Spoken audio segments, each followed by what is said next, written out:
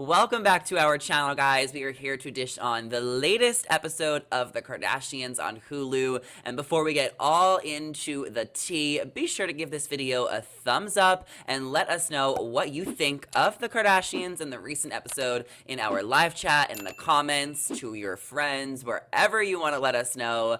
As always, I'm your host, Zachary Reality, with The Kardashians stans themselves, Allison Van Dam and Morgan Wright. Now, guys, this was the second to last episode. Next week is the finale. You know, Hulu says it's a 10 episode special. So I gotta know, where do you guys think we're at? Can you believe it's ending? And what did you think of the episode?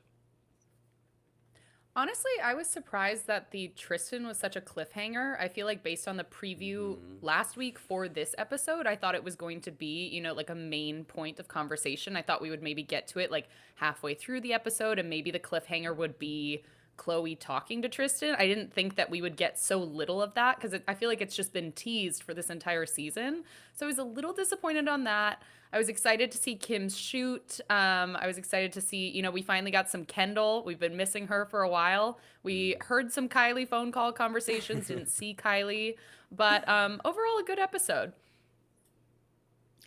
I have to say, this was my favorite episode of the season. I feel like, Chloe, Kourtney, and Kim, they all three brought something very, very different to the episode.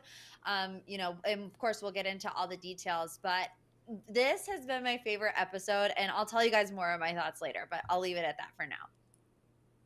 Okay, you'll have to really explain why. My favorite episode actually was episode 4 when they got engaged, which is like honestly the perfect segue to our first topic. But I really did love seeing the Kravis proposal. And on this episode, we had Kourtney, chatting it up with her BFF Steph Shep about how she did not like the way that episode was edited. So the Kardashians are all executive producers of the Hulu show. So Kourtney got to see some clips of how the show was going to be edited, and she was very frustrated seeing how much of her proposal was about Scott and his feelings, and like it really wasn't like that on the actual day. Like they really just talked about Scott for a minute, but it was really hyped up so long. Now obviously she is on a reality show, so I gotta know, do you guys think Kourtney has a right to be upset?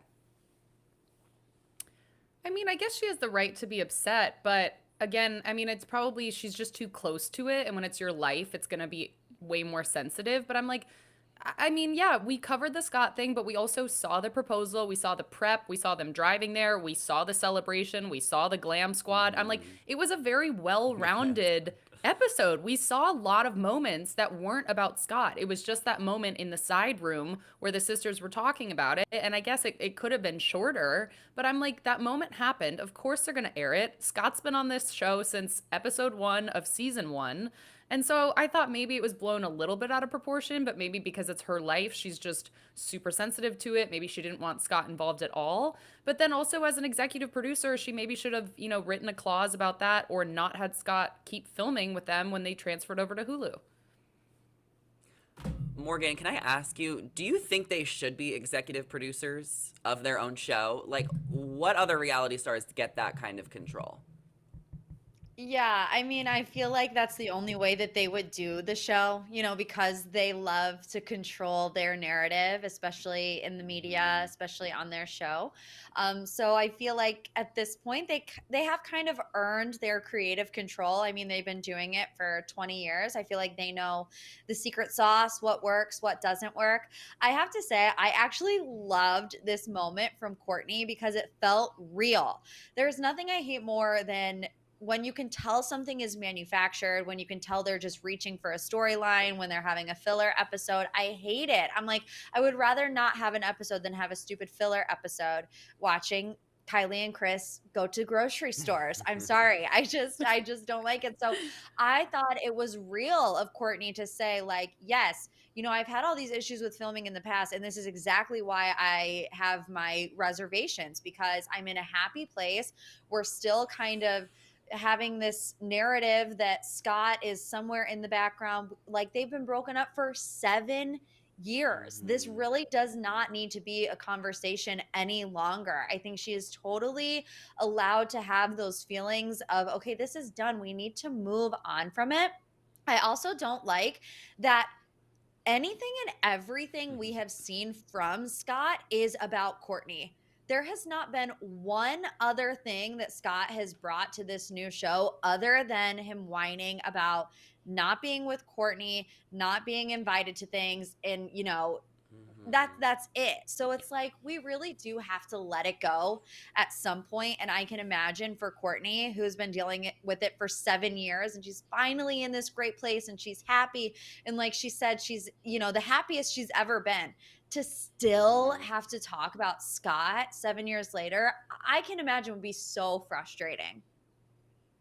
For sure. And I think she did a good job kind of explaining it and bringing it back. Like, that's not what the proposal was about. And I like what you said, Allison, about like, we saw the proposal, we saw the car ride and all the excitement. So she did have her happy moment, but it is, a reality show. There is drama, there is the Scott element. It was brought up. And I feel like Kourtney cleared the air this episode. Like, now we know she's happy with Kravis. And I mean, that was Scott's closing storyline. I mean, he wasn't in this episode. Who knows if he'll be in the finale next week or if he'll be back next season, but he's definitely going to have something else going on. And also in Scott news, I mean, this wasn't in the script, but he did just apparently break up with Rebecca Donaldson, his girlfriend that he was with for the past 2 months, the one he went with to the Kardashians Hulu premiere. Now she's 27, so a lot of fans were shipping them because this is, the most age appropriate relationship Scott's been in since Kourtney. Allison, were you shocked about this breakup news?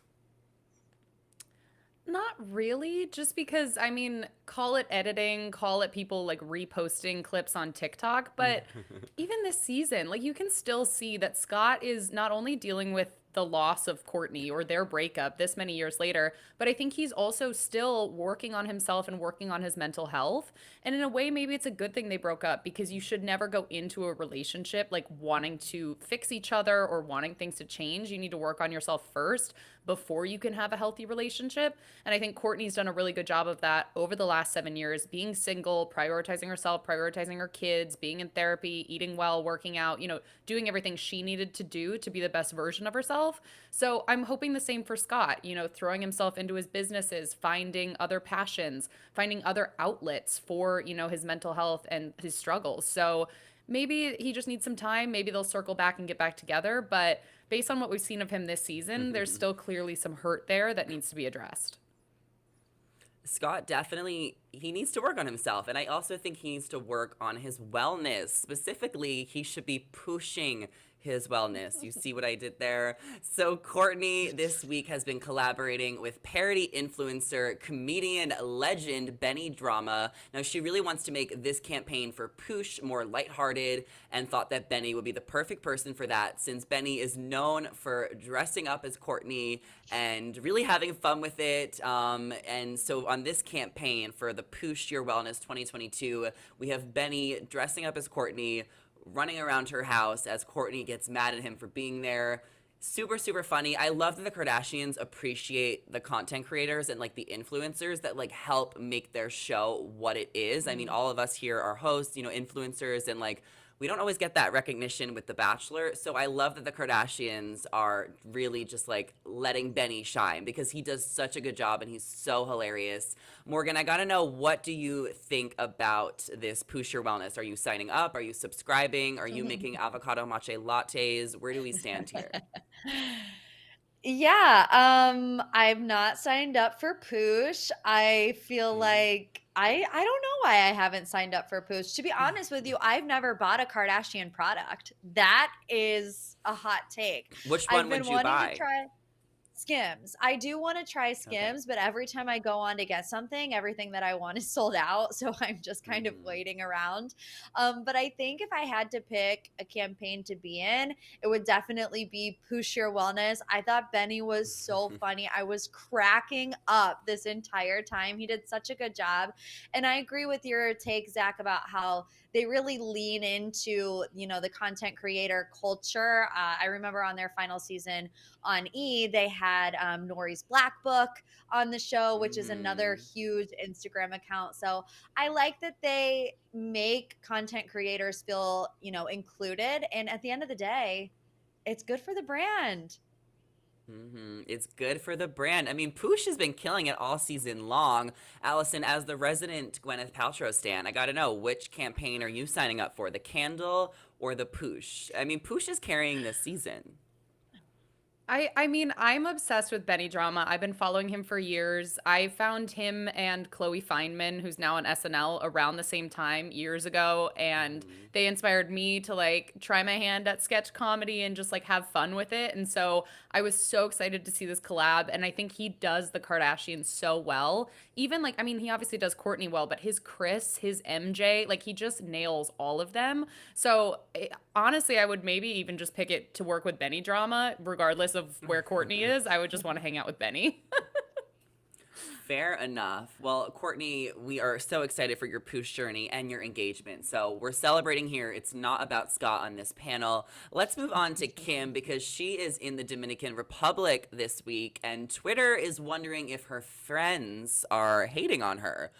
So Kim obviously went to the DR to shoot the cover of Sports Illustrated and some content for Skims. And after a long day, she went out to dinner with her close friends Nat and Liv, who you may know from Relatively Nat and Liv. They had a show on E. Also, they were on another show called Wags. Now, the reason people got some eyebrows waved, we're looking out for Kim here, is because one of the sisters, can't even tell the difference, I mean, different hair, but I still don't know who's who, asked Kim if anybody would hate on her, if she's worried that people are going to hate on her for getting the cover of Sports Illustrated, which Kim replied, why, what is there to hate on? I'm a working woman. I'm on a cover of a magazine.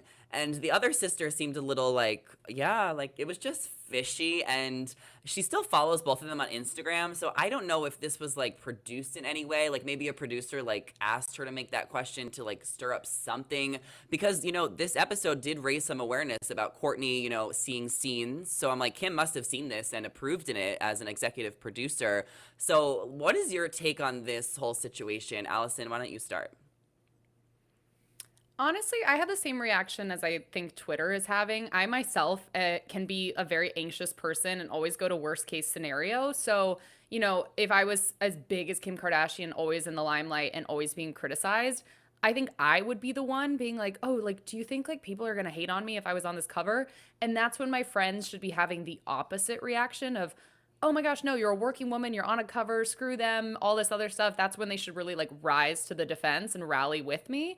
And so the fact that they were asking the questions themselves and creating that kind of doubt was not, I don't know, I wouldn't have liked that if I was Kim, but she handled it so well. I mean, she's so confident in what she's doing. As she was even saying, you know, she's been doing covers, she did Balenciaga, she's really going out on her own, she did SNL. So now I feel like she's realizing she can do it and kind of is like ignoring the haters at this point, which good for her. But yeah, it was definitely an interesting moment, and I sense the kind of shift too of why would a friend ask that? But I have no doubt that they'll stay friends. I think Kim has a very tight knit circle that will kind of be there for the rest of her life. I think she knows them and trusts them. So I don't think a friendship's going to end over a question like that, but it did stick out to me.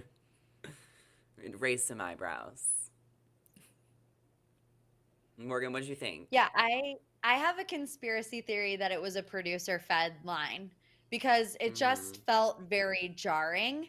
And it's a common theme, especially with Kim. You know, anything that Kim does, she gets backlash for it, whether, you know, it's warranted or unwarranted, whether she's dropping a skincare line, whether she's on the cover of Vogue, whether she's, you know, doing any type of interview or whatever. She has to deal with that 24/7. So I feel like it was a way for producers to kind of lean into all of that just comes with the territory of being Kim Kardashian. I don't feel like any real friend, and these guys are friends. They have been friends for a very, very long time. I don't think anybody is sitting at a dinner table and Kim's talking about how she's shooting the cover of Sports Illustrated tomorrow. And as a friend, your first thought is, are you worried that people are going to hate on you? Like, no, you know that people are going to hate on you. They do it regardless anytime you do anything. So I feel like that was a little, you know, producer manipulated moment to kind of get that narrative out there and for Kim to kind of have a clapback moment.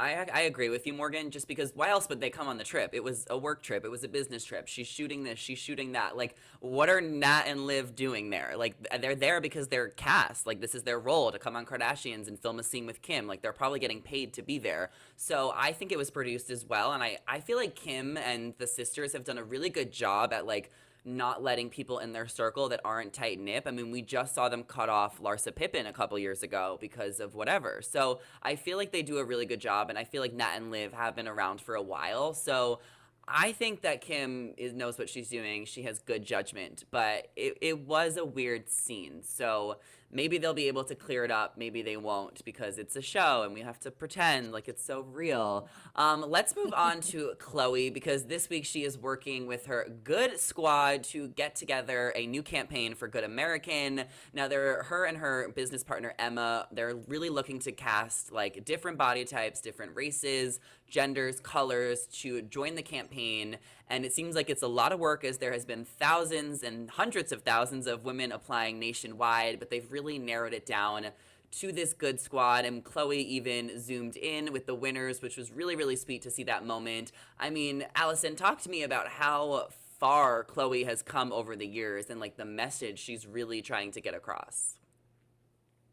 I love it. I mean, it's clearly like this is something she's so passionate about. And she even said in her interview portion, I love the fact that she not only, like, obviously she wants her business to do well, she wants to make money, but she's not going to lower her standards in order to do that. And that's why she was saying, anyone who wants to carry Good American or sell Good American, they have to take the full range, they have to add all the sizes in, and they can't separate them. They can't put the bigger sizes and make it a plus size section. They can't take the smaller sizes and make it a petite section. They have to put it all together.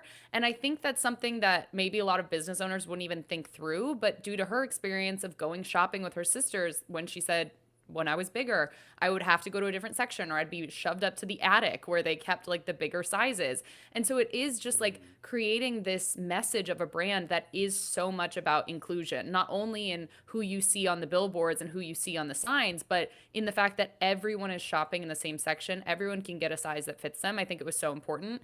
And I loved seeing her do the Zoom interviews too. And I think we've also seen that with Kim and Skims. No matter how big they get, these companies really are their babies and they are so involved. So I think it was really important and another great message for the brand that Chloe was also on these Zoom interviews. She's interacting with her models. She's on set with them. This is not, her just cashing in a check every month. This is her baby. She's putting everything she has into it. And I think that's why a lot of their companies have been so successful. Absolutely. I mean, we love Chloe. We love the message that she is putting out there. And like, she did this first. Like, she definitely sparked a change in the fashion industry to not separate plus size and, XXS. So I think it's really amazing.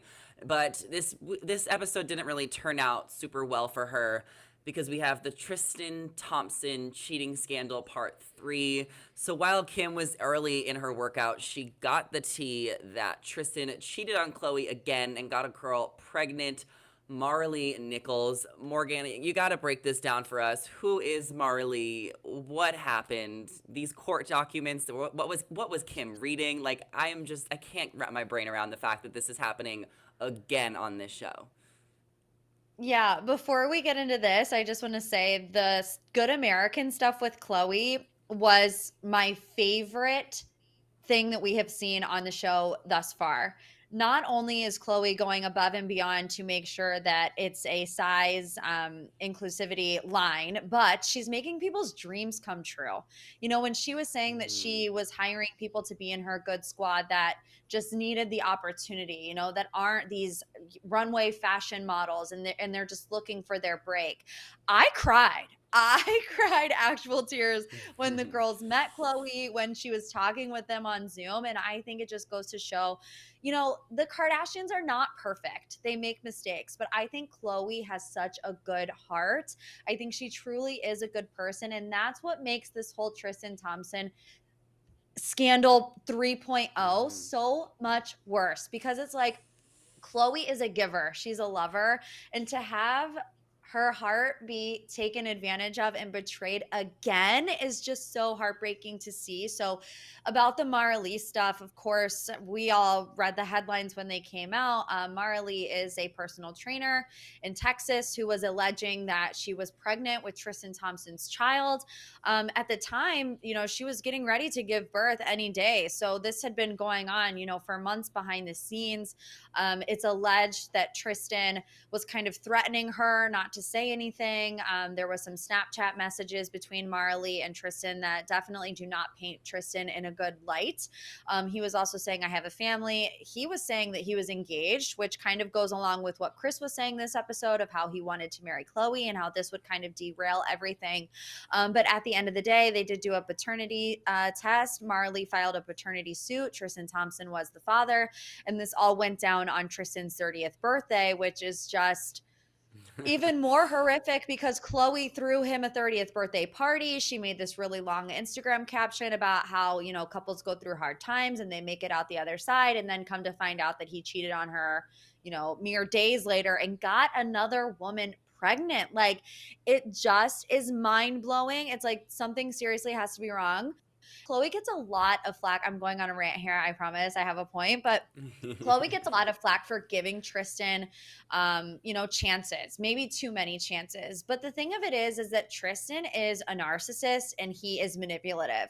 And when you love a narcissist, it's not easy to just walk away from them, especially when you have a child and they're doing everything to convince you that they are a different person. So I feel like we definitely have to cut Chloe some slack here, and I think this time she's done for good. But to see him betray her like this again, he's a horrible person when it comes to that.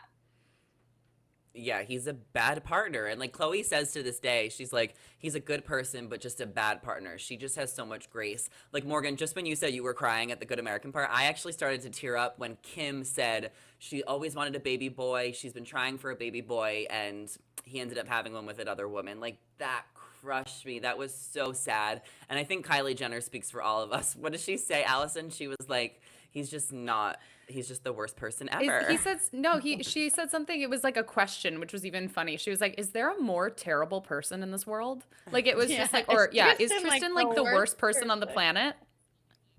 Which is just so, I mean, honestly, we've seen the relationship between Kylie and Chloe over the years. Like, I can still remember when Kylie and then Bruce got into a fight and she took like a car service to Chloe's place. Like, she's always had this kind of almost mother-daughter relationship with Chloe, which Chloe even touched on earlier this episode. And as a younger sister myself, like, if anyone ever wrongs my older sister, I'm more mad than if anyone ever did something to me. Like, I don't care about me. I am going full on protective of my sister. And I think we're going to see that happen in the next episode.